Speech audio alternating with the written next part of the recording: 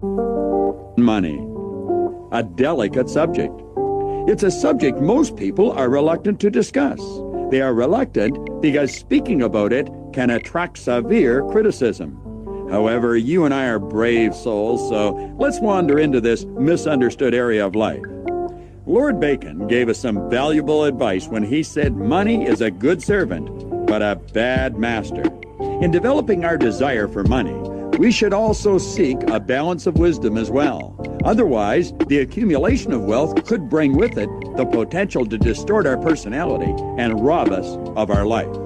I have often thought it to be rather strange, and I should probably add sad, that the earning of money is not taught in our school systems anywhere in the world, even though money is a medium of exchange which is accepted and used worldwide. The frequent response to this kind of thinking is, why should we teach earning money as a subject in school? Everyone already understands how to earn money.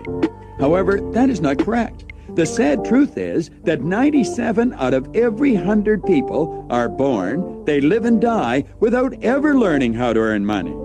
Their ignorance with respect to money is passed along from one generation to the next. Conversely, the 3 or 4% of our population who do understand how to attract wealth pass their prosperity consciousness from one generation to the next. It is time for the 97% group to wake up. If you are part of this group, understand you can learn how to earn money, all the money you want, and it is no more difficult than learning how to drive an automobile. The masses find it strange that there are people who have learned how to pilot rockets to the moon, but have not learned how to accumulate wealth. However, there is nothing strange about it. Being competent at one thing, regardless of what it is, does not mean that you are competent at everything. This message on money has not been made for everyone.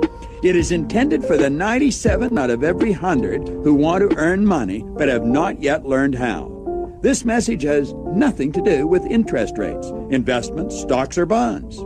This power principle is about the cause of wealth. Many years ago, George Bernard Shaw spoke out about money. He made a couple of statements which have caused numerous arguments. Permit me to share them with you. 1, it is the duty of every person to be rich. And 2, it is a sin to be poor.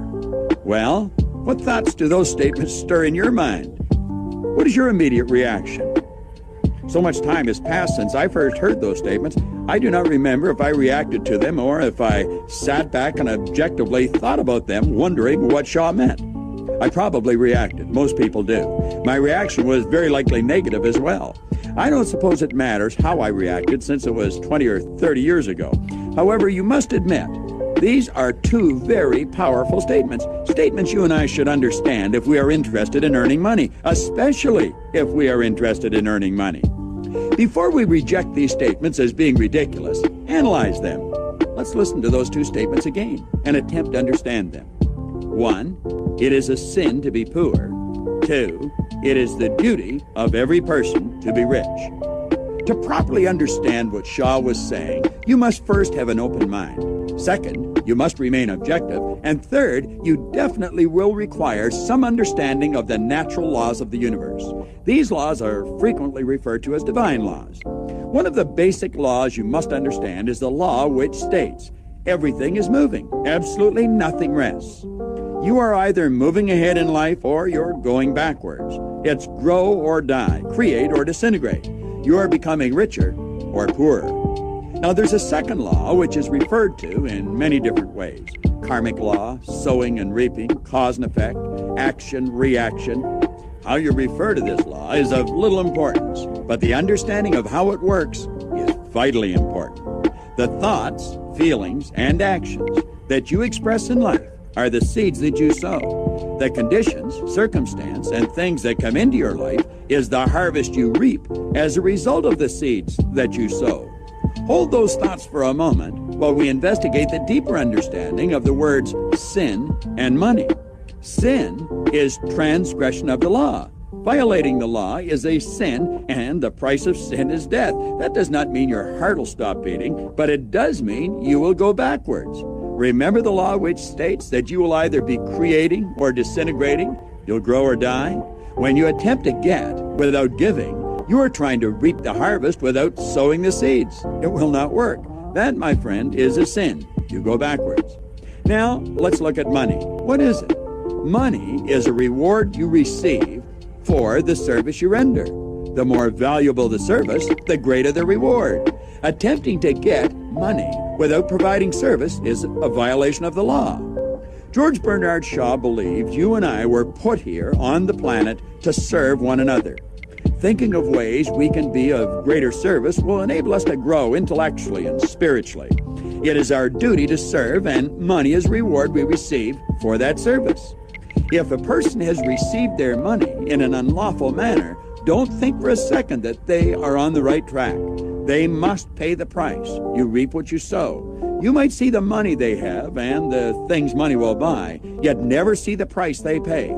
But they will pay. That is the law. Every thinking person will agree that in the light of the law, what Shaw said is correct. However, that is where the problem begins for most people. They do not think, and if a person is not thinking, Shaw's statements would appear very callous, even ridiculous. Personally, I believe Shaw made those statements the way he did to provoke people into thinking.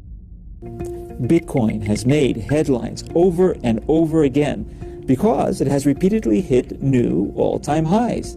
Even so, the days when you could put just $100 into Bitcoin and watch your investment turn into more than $50 million, those days are probably gone forever. Of course, Bitcoin can still help you make a lot of money, but even the most optimistic analysts don't expect that you can make anything close to that much money. Now, here's the really good news. Building monumental wealth in cryptocurrencies is still possible, provided you know where to look and you have some money you can afford to risk. My name is Martin. The Apostle Matthew in the Christian religion did essentially the same thing 1900 years before Shaw. Matthew stated, "To him who has shall be given, and he shall have abundance. But from him who does not have, even that which he has shall be taken away." At first glance, that sure doesn't sound very fair. Matthew is saying that the rich will get richer and the poor poorer. People who believe that this is unfair are people who view abundance as something that is being doled out. To them, Matthew's statements would have to appear grossly unfair. If, however, you see abundance as something one attracts, the entire picture would change and it would be very fair. The prosperous person will be thinking prosperous thoughts and attracting more of the same, while the poor person will be thinking thoughts of lack and limitation. They too, by law, will attract more of the same.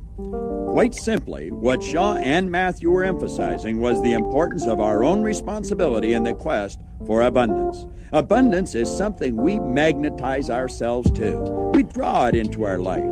That is abundance in every aspect of our life. Business associates, friends, everything we want will come into our life by law, not luck.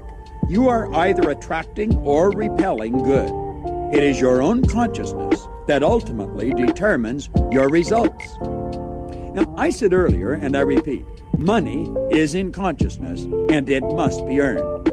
That is a statement you must understand if you truly desire to attract money into your life. I personally consider Napoleon Hill's book, Think and Grow Rich, to be one of the most complete works ever compiled on the accumulation of wealth. I have carried the same copy of that book with me for over 30 years. I read a bit of it almost every day.